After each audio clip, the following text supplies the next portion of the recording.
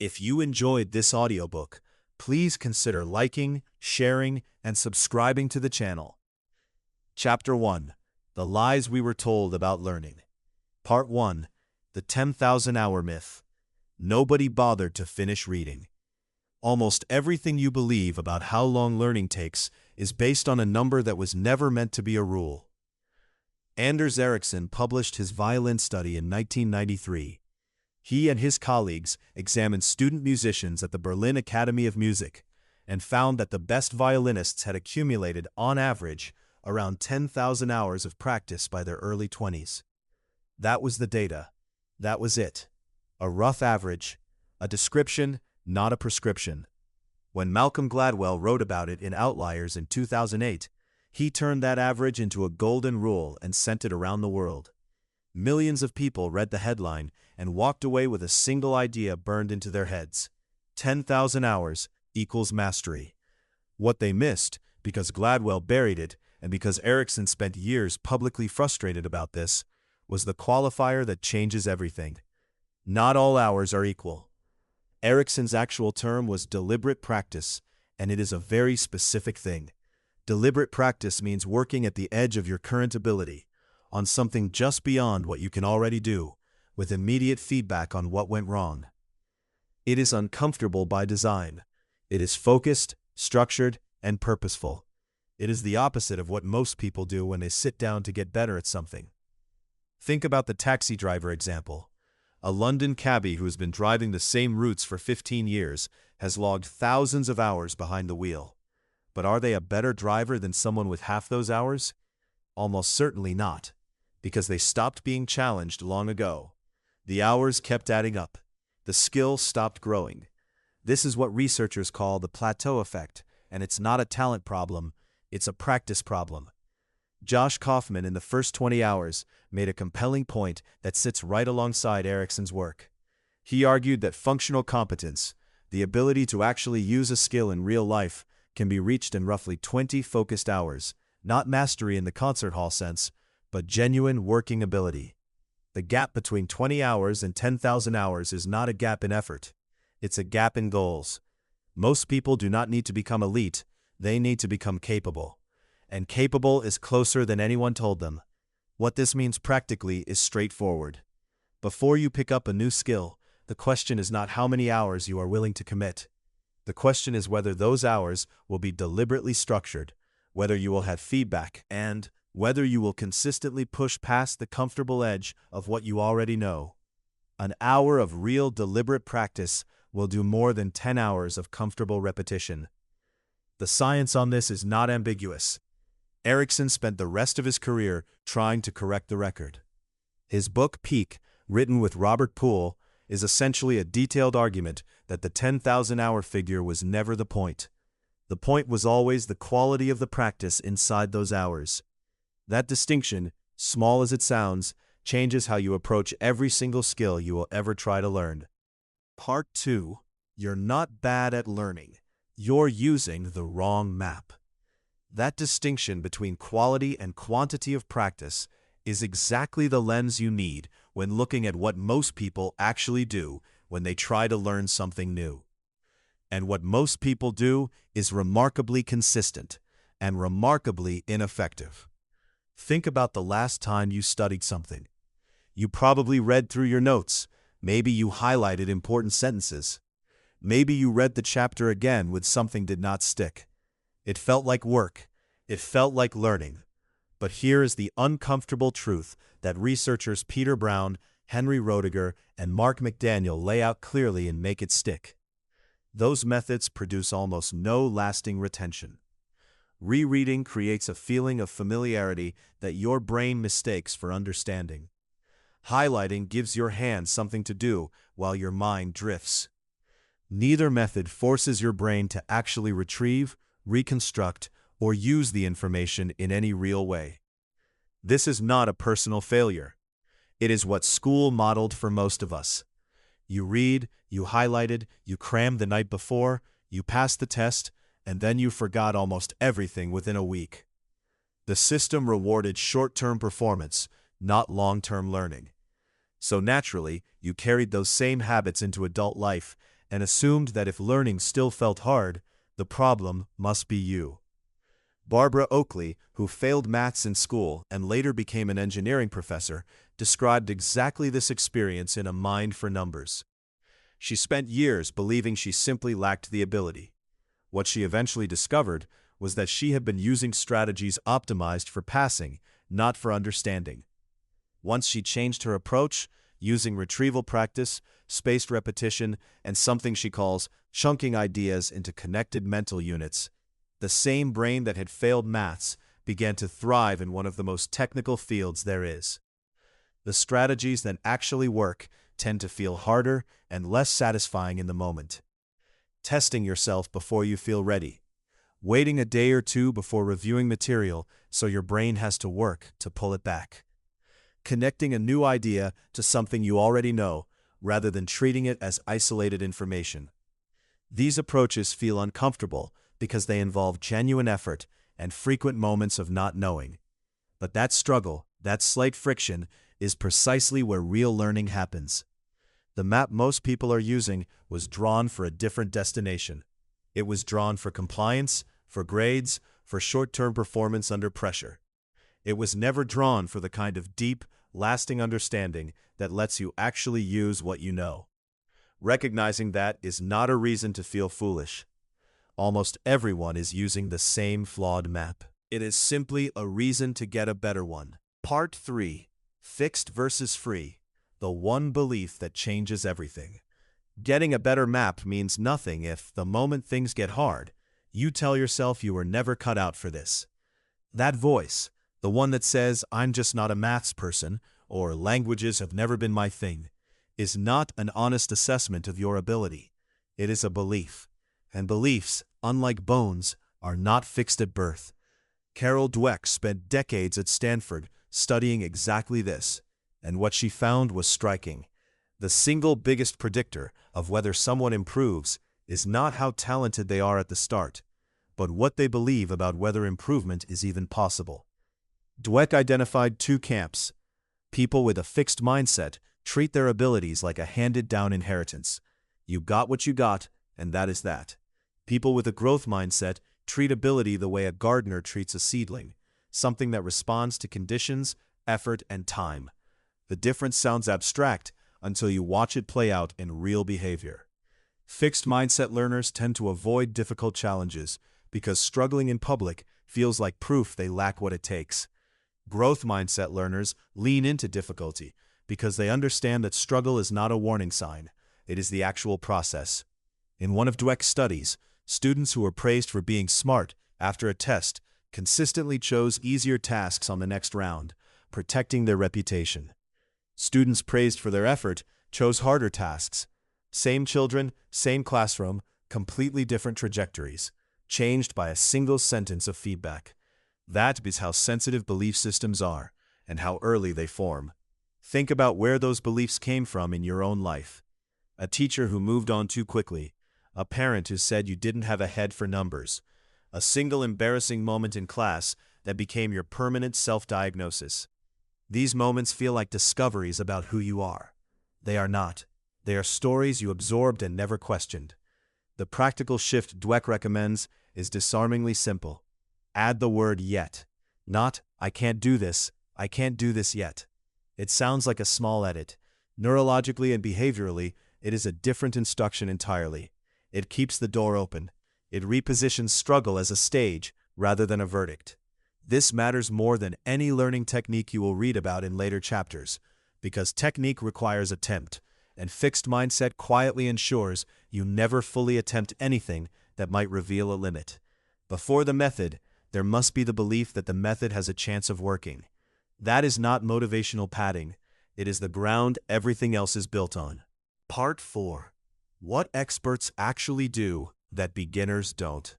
So now that you understand the mindset that makes learning possible, the next question becomes, what does actual expertise look like, and why does it form so much faster in some people?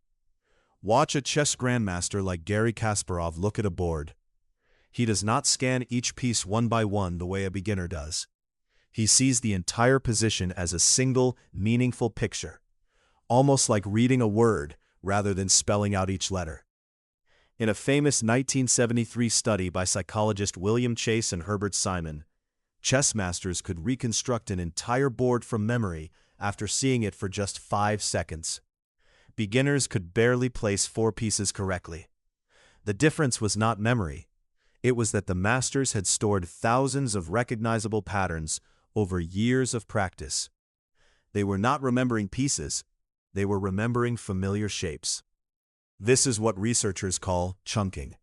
Experts compress information into larger, meaningful units. A beginner learning to code sees a block of syntax, individual characters, brackets, and keywords. An experienced engineer sees a pattern. That is a recursive function. I have solved problems like this before. The beginner is reading letters. The expert is reading meaning. This is why experts appear faster. They are not processing more. They are processing differently. Anders Ericsson spent decades studying this in surgery, music, sport, and chess. His core finding was consistent. What builds these mental structures is not experience alone, but deliberate, focused effort at the edge of your current ability. You have to practice the parts you cannot yet do, not the parts you already can. Most people do the opposite. They rehearse their strengths because it feels good and call it practice. That is how someone can play piano for 15 years and still sound the same as they did in year 3. The implication for beginners is direct and practical.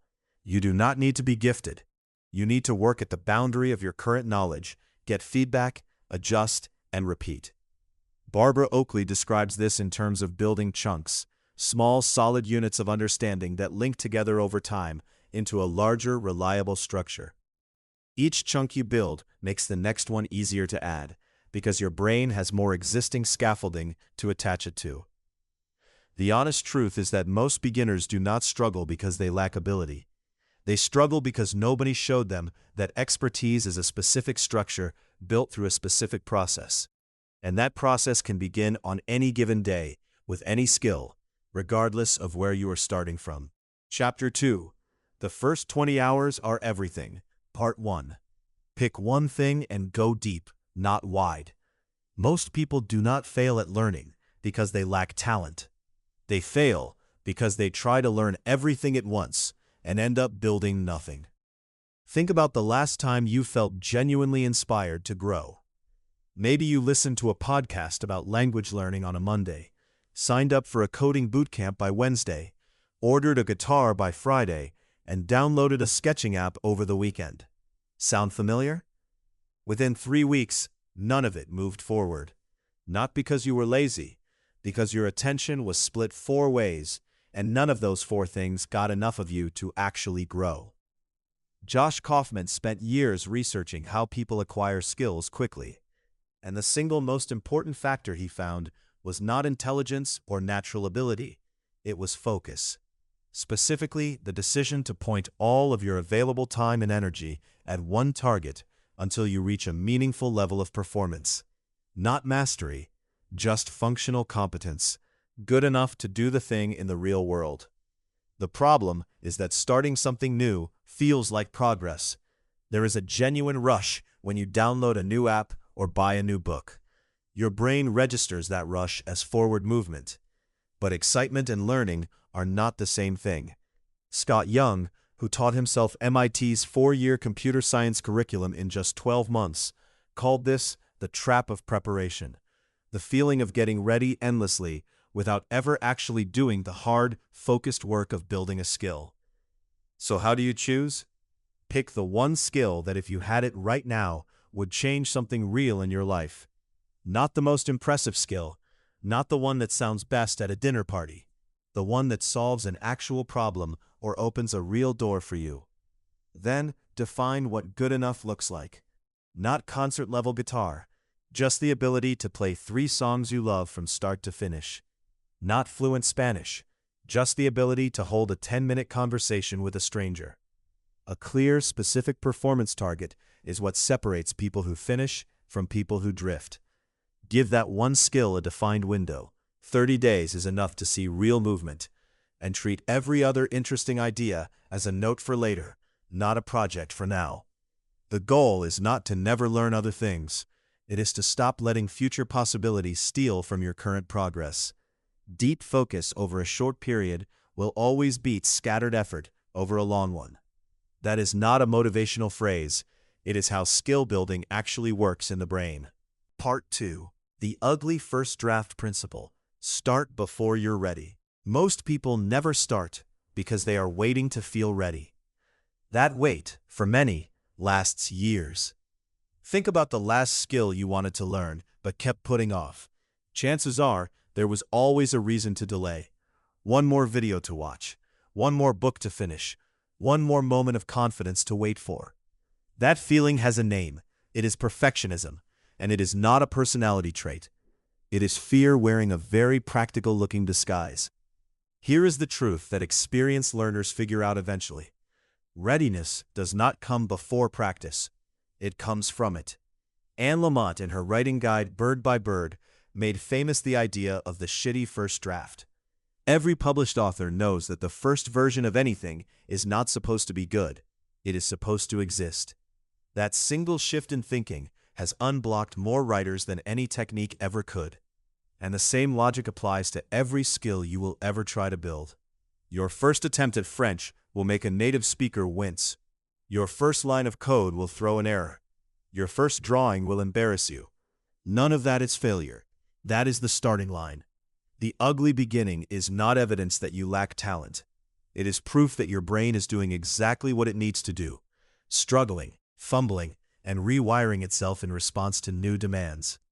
Scott Young, in Ultra Learning, describes a practice he calls direct learning, where you throw yourself into the real thing before you feel remotely prepared. The discomfort that follows is not a warning sign. Neuroscientists studying skill acquisition have found that the emotional friction of being bad at something activates the same neural pathways involved in forming new memories. In simple terms, feeling awkward means learning is happening. This is where the idea of pre-mortem practicing becomes useful. Instead of protecting yourself from early failure, you actively seek it out in low-stakes situations. You speak broken Spanish to a patient language partner. You submit rough code to a beginner forum. You show your messy sketch to one honest friend. These small, early failures generate feedback faster than any course ever could, and they do it cheaply, before the stakes matter. Josh Kaufman's research reinforces this directly. The people who reach functional competence fastest are not those who prepared the longest before starting. They are the ones who started the ugliest and corrected course quickly. The first draft does not need to be good. It just needs to exist, so you have something real to improve. Part 3. Deconstruct it. Break any skill into tiny learnable bites. So now that you have started ugly and corrected course fast, the next question is, what exactly should you be practicing? This is where most learners make their second big mistake. Think about learning to cook.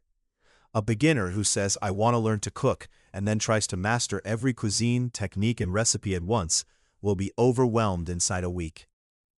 But someone who says, I want to learn to cook a good pasta from scratch, can break that down into boiling pasta correctly, making a simple tomato sauce, seasoning properly, and timing everything together. Suddenly, it is 4 small things, not one enormous thing. That is deconstruction in action. Scott Young calls this meta-learning, spending a little time before you start to map out what the skill actually contains. Not weeks of planning, just enough to see the parts. When Young taught himself MIT's 4-year computer science curriculum in 12 months, he did not jump straight into studying. He first asked, what are the actual components of this? What connects to what? That map saved him from wasting time on the wrong things. This is where the Pareto principle becomes your best friend. In almost every skill, roughly 20% of the sub-skills produce 80% of the real-world results. In Spanish, learning the 1,000 most common words gets you through about 85% of everyday conversations. In guitar, mastering 5 basic chord shapes lets you play hundreds of songs. In coding, understanding loops, functions, and data structures covers the majority of what beginner projects actually require. Your job is to find that critical 20% and go there first. Here is a simple method you can use right now. Take a blank page and write the skill at the top. Then ask yourself 3 questions. What do people who are good at this actually do most of the time? What do beginners always get stuck on first? And who is already good at this that I can ask or observe? Those 3 questions will surface the sub-skills that matter most, faster than any syllabus will. The goal is not to learn everything. The goal is to learn the right things in the right order, so that your first 20 hours build real, usable ability, rather than scattered fragments of knowledge that never quite connect. Part 4. The frustration zone is where growth lives. Once you have broken your skill down into its most important pieces, the next question is simple. What does it actually feel like to practice them correctly? Because here is something most people get completely wrong. They assume that if something feels hard, they are doing it wrong. In reality, that feeling of difficulty is the clearest sign you are doing it right. Think about the last time you learned something truly new. Not reviewed something familiar, not repeated something you already knew, but genuinely wrestled with something your brain could not yet handle. It probably felt awful. That sensation has a name in neuroscience, and it is not weakness. It is myelin production. Your brain physically wraps new neural pathways in a fatty substance called myelin every time you push past your current limit. The more you struggle at the edge of your ability, the faster those pathways become, and the more automatic the skill gets. Easy practice does not do this. Only effortful practice does. Daniel Coyle spent years visiting what he called talent hotbeds, tiny places producing world-class performers at extraordinary rates. What he found in Brazilian football academies, Russian tennis clubs, and small music schools in rural America was the same thing every time. The students who improved fastest were not the ones drilling the most repetitions. They were the ones who kept catching their own mistakes, stopping, adjusting, and trying again. They were operating just beyond what they could comfortably do, and they stayed there deliberately. The practical question is, how do you know when you are in that zone? Mihai Csikszentmihalyi's research gives a useful way to think about it. If a task feels completely effortless, you are below the zone. You are reinforcing what you already know. If it feels so overwhelming that you cannot even identify what went wrong, you are above it. The productive zone is the middle, where you can see exactly what went wrong and you have just enough ability to try again differently. That specific feeling, I almost had it, I can see why I failed, let me go again, is the signal you are looking for. Anders Ericsson, whose decades of research formed the foundation of what we now call deliberate practice, made this distinction sharply. There is a world of difference between logging hours and actually improving.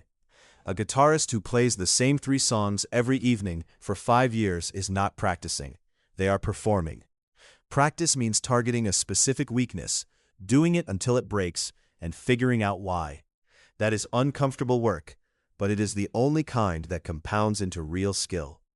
So when frustration shows up, treat it like a compass reading rather than a red light. It is not telling you to stop. It is telling you exactly where to go next. Part 5. Your first win. How to hit functional in under a month. That discomfort you felt in the last section, the frustration, the fumbling, the feeling of going nowhere, is actually your brain doing its best work. But here is the thing about frustration. It only keeps you going if you eventually get a win. And that first win needs to come fast. Not because learning should be easy, but because the human brain is brutally pragmatic. It doubles down on things that produce results and quietly abandons things that do not. Josh Kaufman built his entire 20-hour framework around this biological reality. Get to functional as fast as possible before your motivation runs dry. So what does functional actually mean? It's not impressive. It's not polished. Functional means the skill does something real for you. You order a meal in Italian and the waiter understands you. You write a Python script that automates something you used to do by hand. You cook a dish that someone finishes and asks about. That's the target. Not mastery, just proof that the skill works in the real world. The way to get there in 30 days is ruthless simplicity. Take the sub-skills you identified during deconstruction and ask one question. Which single sub-skill, if I learned nothing else, would get me to functional? That's your only job for the first 20 hours. James Clear calls this the minimum effective dose, the smallest input that produces the desired result. Everything beyond that is noise until the first win is secured. Structure matters too. Kaufman's research suggests spreading your 20 hours across short, focused sessions rather than cramming them into a weekend. 45 minutes a day, 5 days a week, over 4 weeks, lands you right at the target. Retrieval practice, testing yourself rather than just rereading, accelerates this significantly, as Peter Brown's work in Make It Stick confirms. Every session should end with you trying to do something, not just absorb something. Ignore most resources. This sounds counterintuitive, but tool overload is a real trap. Pick one book, one course, or one teacher, and stay there until you hit functional. Switching resources feels like progress. It's not. It's distraction wearing a productive disguise. When the first win arrives, you will feel it as more than satisfaction. You will notice a quiet shift in how you refer to yourself. Not, I am trying to learn Spanish, but I speak some Spanish. That identity shift, small as it sounds, is what James Clear identifies as the engine of long-term behavior change. You are no longer chasing the skill from the outside. Chapter 3. Make it stick, because knowing isn't the same as remembering. Part 1. The forgetting curve no one warned you about. Here is something most schools never told you. The moment you finish learning something, your brain has already started deleting it. Hermann Ebbinghaus figured this out in 1885 by doing something no other researcher had done before. He used himself as the subject. He spent months memorizing lists of nonsense syllables, then testing how much he could recall at different points in time. What he found was striking. Without any review, he forgot roughly 70% of new material within 24 hours. By the end of a week, nearly 90% was gone. He mapped this decline onto a curve, and he called it the forgetting curve.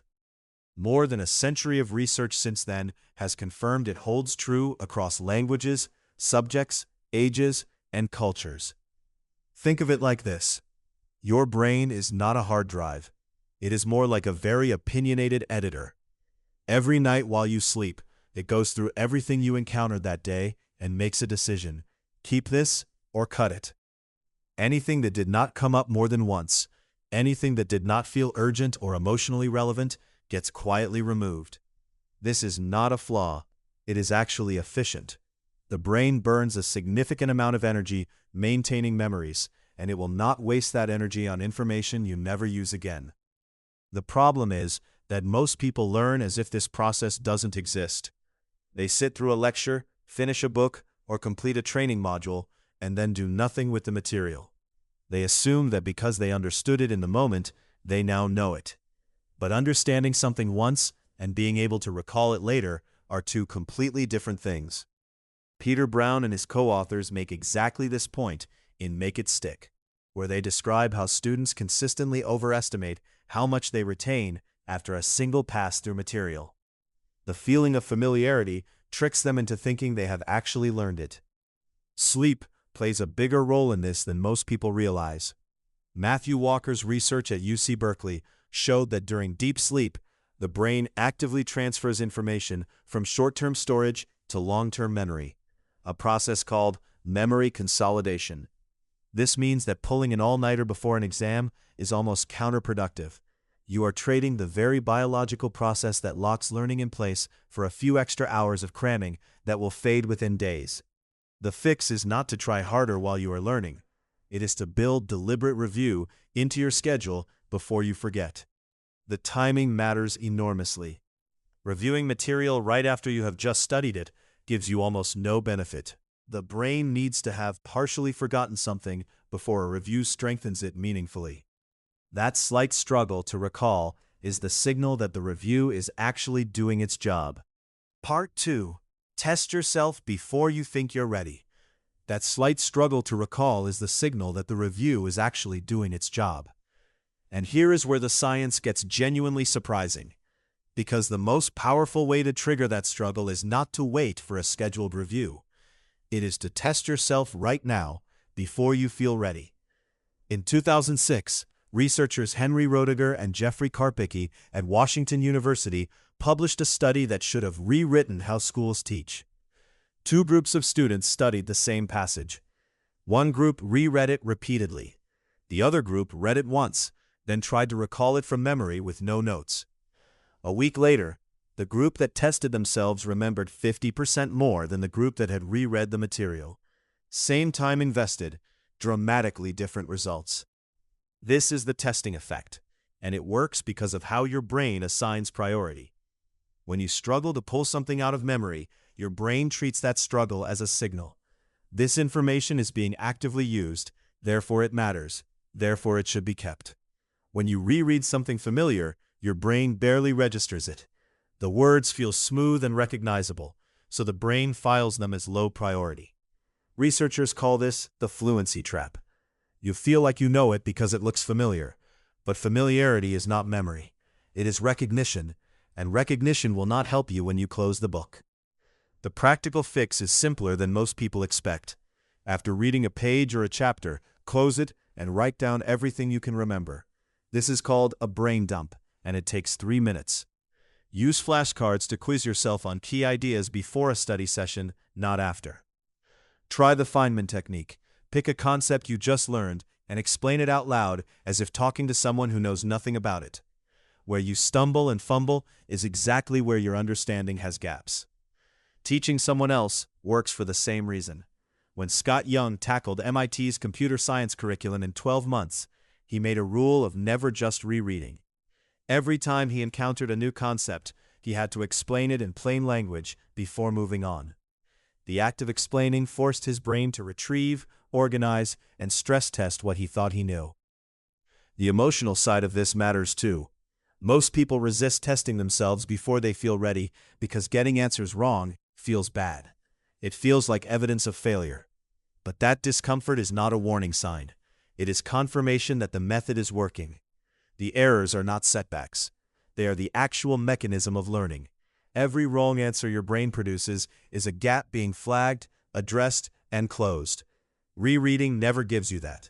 It just lets you feel prepared without actually becoming prepared. Part 3. Space it out. Why cramming is the enemy of mastery.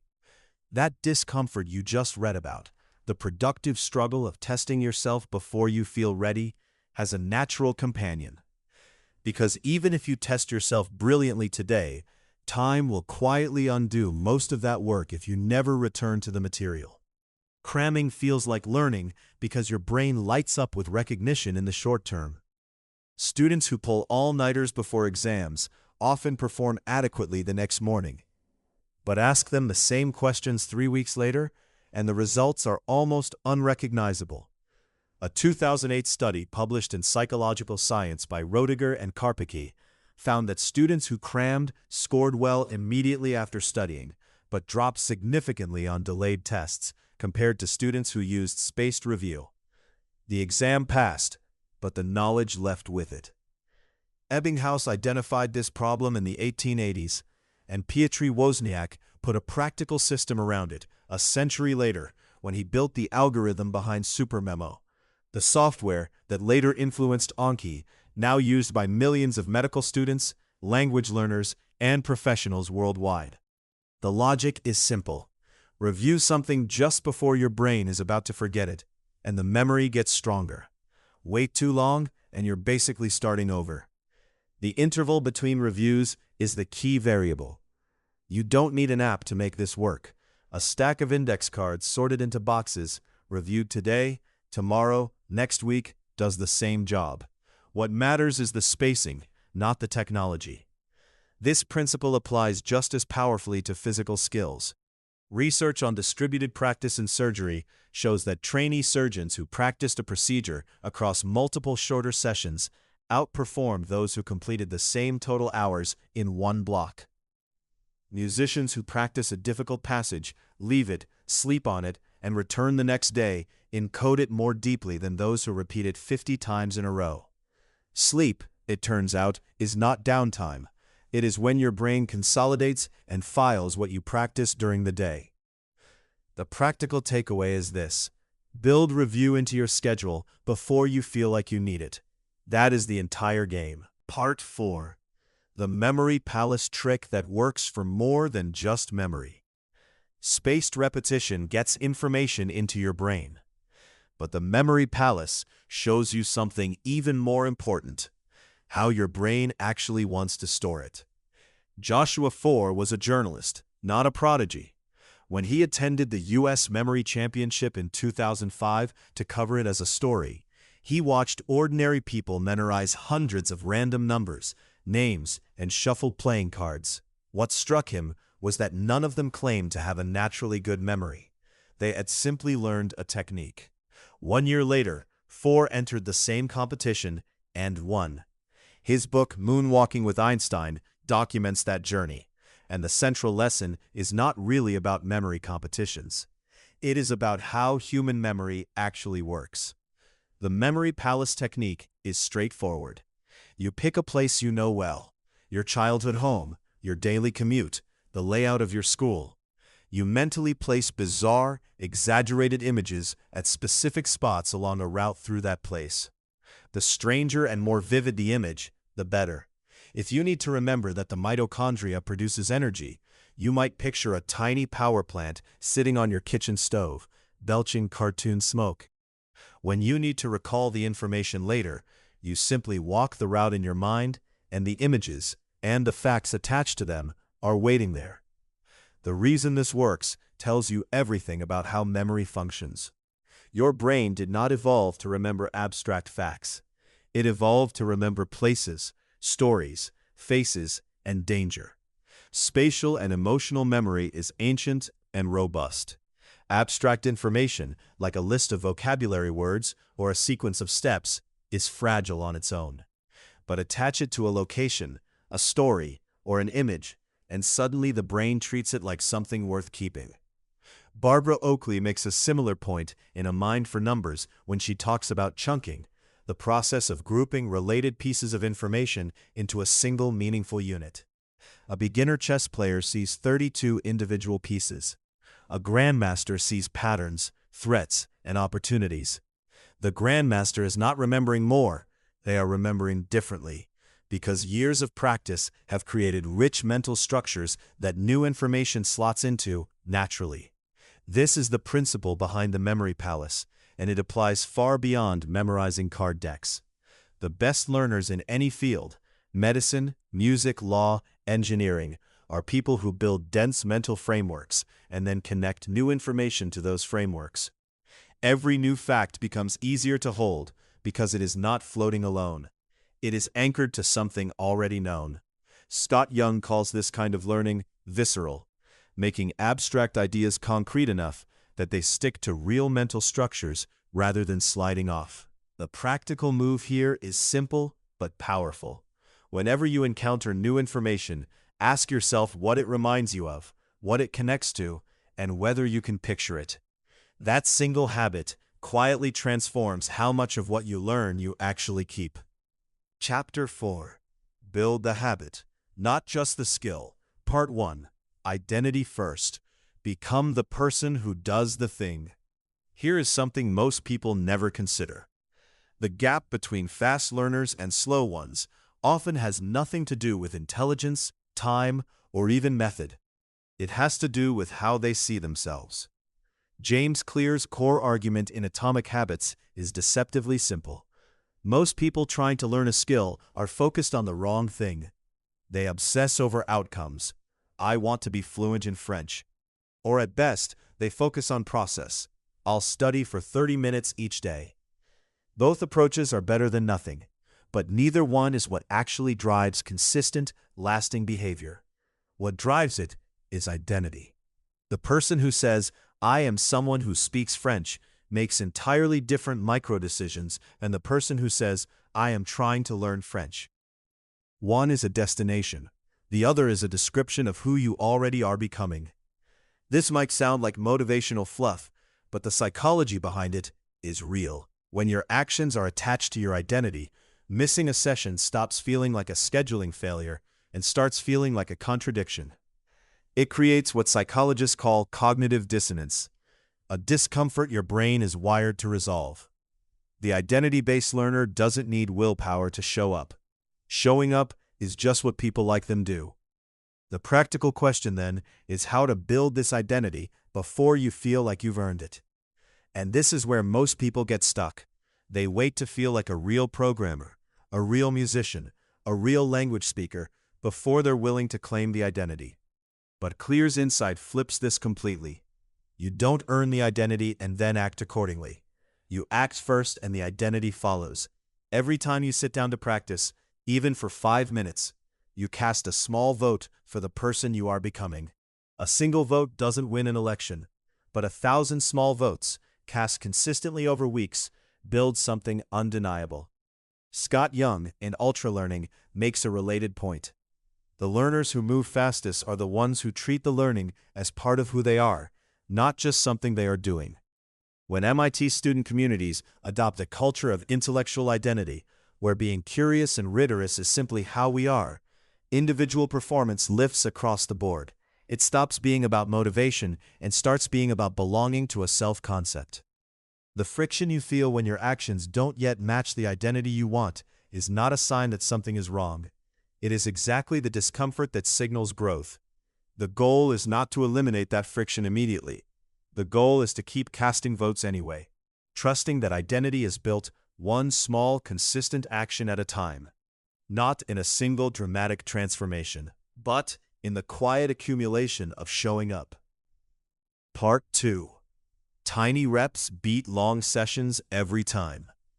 That identity shift described in the previous section matters enormously. But identity alone does not make you competent. Practice does. And here's where most people quietly sabotage themselves before they ever begin. The most common lie people tell themselves about learning is this: I don't have enough time right now. They picture a full hour, a clear desk, and a quiet house. When those conditions don't appear, and they rarely do, nothing happens. Days become weeks. Weeks become months.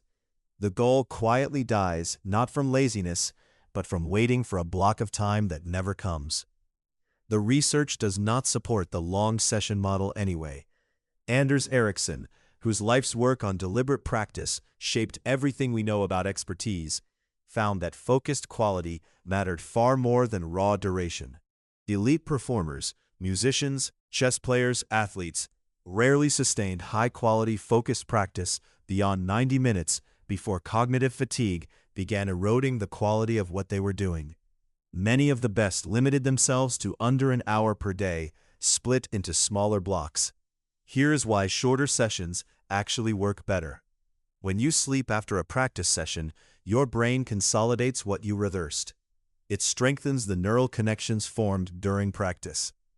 This means a person who practices for 20 minutes daily for a week gets 7 consolidation cycles. A person who sits down once a week for 2 hours gets 1. Same total time, dramatically different results. Barbara Oakley calls this the shift between focused and diffuse thinking.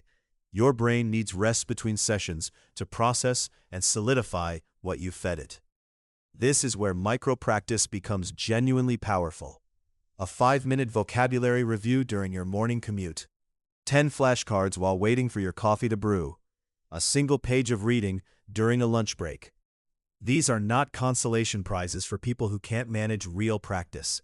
They are, in many cases, superior to it. Duolingo built an entire language learning empire on this insight: short daily sessions that fit into the gaps of an ordinary life. The guilt many learners feel about short sessions is misplaced. It comes from comparing themselves to some imaginary version of themselves who has unlimited time. Drop that comparison. What matters is the streak, not the length. Josh Kaufman, who reached functional competence in a new skill every time using roughly 20 deliberate hours total, consistently emphasized that the most critical variable was simply showing up repeatedly, not grinding for long. If you practice for 5 minutes today, You cast a vote for the identity you built in the last section. Tomorrow, you cast another. The skill compounds quietly in the background, one small rep at a time. Whether or not it feels like enough, it is enough. It is, in fact, exactly enough. Part 3. Stack it, trigger it, protect it. Showing up every day is only half the battle. The other half is making sure the conditions actually let you show up. Good intentions have a very short shelf life. You decide on Sunday night that you'll practice Spanish every morning.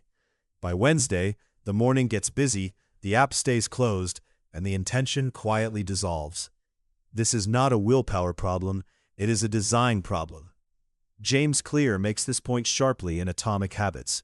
The environment you operate in matters more than the motivation you feel. If the friction between you and the habit is high, your brain will find a way around it, especially on tired days. Habit stacking solves this by borrowing momentum from something you already do without thinking. You do not need to build a new routine from scratch. You attach the new behavior to an existing one. After I pour my morning coffee, I will open my language app. The coffee is the trigger. The app follows automatically. Over time, the two behaviors fuse in your brain the way a junction forms on a road. The path becomes easier to take because you have taken it so many times before. The trigger has to be specific and stable. When I feel motivated is not a trigger, it is a wish. When I sit down at my desk before opening my email is a trigger. It happens at roughly the same time in the same place every day. That consistency is what makes it reliable. Stott Young, in Ultra Learning, repeatedly observed that the learners who made the fastest progress were not necessarily the most talented. They were the most consistent, and consistency was almost always backed by a fixed routine, not flexible good intentions. Environment design goes hand in hand with stacking. If your flashcards are buried in a folder 3 taps deep on your phone, you'll open Instagram instead. If the book you are working through is closed in a drawer, the drawer will stay shut. Visible, accessible, and ready means the habit has almost no barrier to entry. Clear calls this reducing friction to nearly zero, and the principle holds across every study on behavior change. The easier a behavior is to start, the more likely it is to happen. Then there is the protection side, which most people forget entirely. Life will interrupt. A meeting runs long. A child gets sick. One missed session is nothing. It is an accident. But missing 2 in a row is where the real danger sits. Clear's never miss twice rule is not about perfection. It is about pattern recognition. Missing once keeps you in the habit. Missing twice starts to feel like the habit is already gone, and that feeling becomes a self-fulfilling prediction. A 2-minute session on a hard day still counts. It keeps the streak alive in the part of your brain that tracks who you are. Part 4. When life interrupts, and how to come back without starting over. That never miss twice rule does its job when life bends slightly out of shape. But what happens when life does not bend? It breaks. A parent falls ill. A job contract ends. A newborn arrives. Suddenly 3 weeks have passed, and the app you were opening every morning feels like a stranger's belonging. This is where most learning journeys quietly die. Not with a decision to quit, but with a drift that hardens into identity. I was learning guitar becomes the past tense you use at dinner parties. Here is what the science actually says about that gap. Hermann Ebbinghaus, the same researcher whose forgetting curve gets quoted to frighten people into daily practice, also documented something far more encouraging. Relearning a forgotten skill takes dramatically less time than learning it the first time. Psychologists call this the savings effect. The neural pathways you built did not dissolve, they went quiet. Coming back is not starting over. It is more like restarting a car that has been sitting in a cold garage. It takes a moment to turn over, but the engine is still there. Peter Brown and his colleagues documented similar findings in Make It Stick. Memories and skills that feel completely gone are often merely inaccessible, not erased. The retrieval attempt itself, even when it feels like failure, begins to reactivate what was stored. The struggle to remember is part of the recovery, not evidence that recovery is impossible. The real enemy after a break is not skill loss, It is the story. "I've lost everything" is a feeling, not a measurement, and that feeling, left unchallenged, becomes a reason not to try. The most effective restart protocol is almost offensively simple. Do not attempt to return at the level where you stopped. Go back 2 steps. Make the first session embarrassingly easy. 10 minutes, low stakes, familiar material. The goal is not to catch up. The goal is to recast yourself as someone who is still in the game. That single session is a vote, in James Clear's language, for the identity you were building before life interrupted. Josh Kaufman's research in the first 20 hours reinforces this. Early progress in a skill is disproportionately fast because you are moving from zero to functional. Returning after a gap often recaptures that early stage speed. The comeback feels slow at first, then suddenly does not. What you are really protecting here is not a streak, it is a self-concept. The learner who comes back after a month off is not weaker than the one who never stopped. In many ways, they are tougher, because they have evidence that interruption is survivable and that the skill waited for them. Chapter 5. Go Wide to Go Deep. Part 1. The Generalist Advantage Nobody Talks About. Most of us have been told the same thing. Pick a lane, stay in it, and put in your hours. The world rewards specialists, or so we think. David Epstein spent years studying high performers across dozens of fields and found something that quietly contradicts this advice. The people who ended up being the most creative, most adaptable, and most effective in their fields were often not the ones who specialized earliest. They were the ones who wandered. They tried music, then switched to science. They played 3 sports before settling on one. They worked in 5 industries before building something that mattered.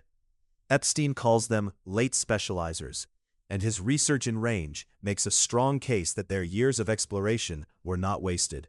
Those years were the actual preparation. Here is why this matters for learning. When you spend time in different fields, you pick up different mental models, basically, different ways of looking at problems. A person who has studied both psychology and software engineering does not just have 2 skill sets. They have a richer set of thinking tools. When they hit a problem in one area, they can borrow a framework from the other. This is what researchers call analogical thinking, and it is one of the most powerful cognitive abilities a person can develop. Think about Roger Federer, who is often used as the opposite example to Tiger Woods. Woods was coached intensively from before he could walk. Federer tried several sports as a kid and came to tennis relatively late. He became arguably the greatest of all time. The broad foundation did not slow him down, it gave him something to build on. Barbara Oakley, who wrote A Mind for Numbers, described something similar from her own life. She spent her early career as a military translator with almost no science background, then retrained as an engineer in her 20s. That unusual path made her exceptionally good at explaining difficult concepts because she had once been the person who did not understand them. Her outsider experience became a teaching superpower. The honest truth is that your wandering curiosity is not a character flaw. It is a building material. The question is whether you have been taught to treat it that way. Part 2. Steal like a learner. Borrow ideas across domains. That outsider perspective, the one Barbara Oakley carried from military translation into engineering, is not just a personal quirk. It is actually a mechanism. And once you understand how it works, you can engineer it for yourself. Some of the most world-changing ideas in history were not invented. They were borrowed. When Charles Darwin read Thomas Malthus's essay on how human populations compete for limited resources, he was not reading biology. Malthus was an economist writing about poverty. But Darwin saw something in that competitive pressure framework that no biologist had noticed, because no biologist had been reading economics. That one cross-domain connection became the seed of natural selection. The idea had been sitting in another field the whole time, waiting for someone to carry it across. This is what researchers call lateral thinking, and it is one of the clearest patterns separating fast learners from slow ones. Fast learners do not just learn deeply inside one lane.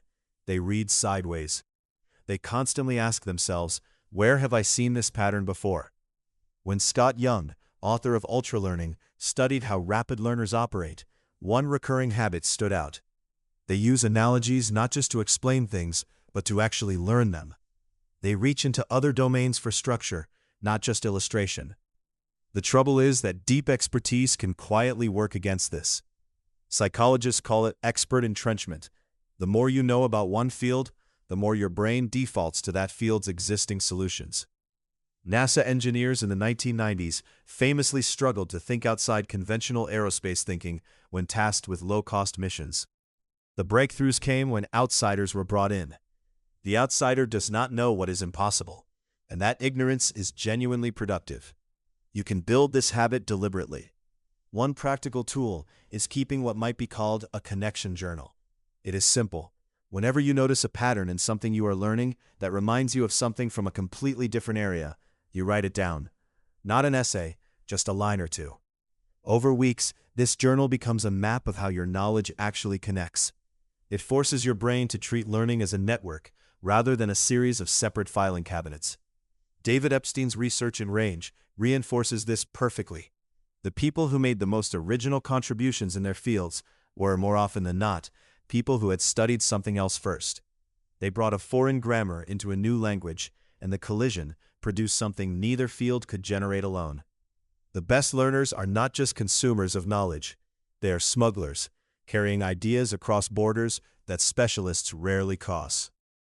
Part 3. Your weirdest skill might be your secret weapon. And here is the thing most people never stop to consider. The strange, niche, seemingly irrelevant thing you have been obsessing over for years might be the most valuable thing in your brain. Think about Bing Gordon. He spent years deeply immersed in video game design before joining the venture capital firm Kleiner Perkins. His colleagues had traditional finance and tech backgrounds. Gordon brought something none of them had: a genuine, bone-deep understanding of how games hook people, reward behavior, and sustain engagement. That knowledge, which had nothing obvious to do with investing, made him one of the most sought-after voices in consumer technology. His weird skill was not a liability, it was the whole point. David Epstein's research in Range keeps returning to this same truth from different angles. People who built skills in one domain and then moved into another did not arrive empty-handed. They arrived carrying a way of thinking that their new colleagues had never developed, because their new colleagues had never needed to. The historian who becomes a strategist sees patterns across centuries that a career strategist simply cannot see. The fiction writer who becomes a UX designer understands narrative, emotional pacing, and the feeling of confusion in a way that a trained designer might not. The problem is that most people dismiss their unconventional knowledge before anyone else even gets the chance to. They have been told in 100 small ways that what counts is what fits a job title or a LinkedIn category. Everything else gets filed under hobby and quietly abandoned. Scott Young's work on ultralearning makes a compelling point here. The people who learn fastest are often those who have the most to transfer. Prior knowledge in any domain creates hooks, mental structures that new information can attach to. Your years of obsessing over something, anything, built more of those hooks than you realize. So the honest question worth sitting with is this: what have you spent years learning that you have never once put on a resume? What knowledge do you carry that nobody around you shares? Because that gap between what you know and what everyone else knows is not a disadvantage. It is exactly where your most original thinking lives. Part 4. The compound effect. What happens when skills start talking to each other? And here is where the long game truly begins to pay off. Everything you have gathered, the weird skills, the borrowed ideas, the cross-domain thinking, does not just sit quietly in separate drawers inside your mind. At some point, those drawers start opening on their own. This is harder to explain than it sounds, so think of it like compound interest. When you put money in a savings account, the interest you earn in year 1 gets added to your balance. Then in year 2, you earn interest on a larger amount. The growth feels slow at first, almost invisible. Then one day you look at your balance and barely recognize the number. Learning works exactly the same way, except the returns are not financial, they are cognitive. Charlie Munger, Warren Buffett's longtime business partner, spent decades deliberately learning across fields he had no professional obligation to study: psychology, physics, biology, economics, history. He called the result a latticework of mental models. What he meant was simple. When you hold ideas from genuinely different fields in your head at the same time, they start producing thoughts that none of them could have produced on their own. He credited this habit, more than any single insight, for his edge as an investor and thinker. Scott Young, in Ultralearning, observed something similar in fast learners. The people who picked things up fastest were rarely starting from zero. They were people who had accumulated enough varied experience that new information had somewhere to land.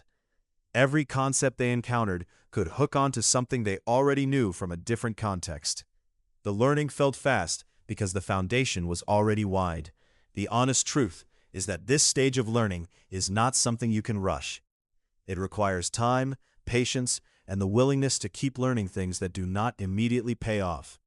Barbara Oakley describes the brain as needing both focused study and diffuse background processing, the kind that happens when you are not consciously trying.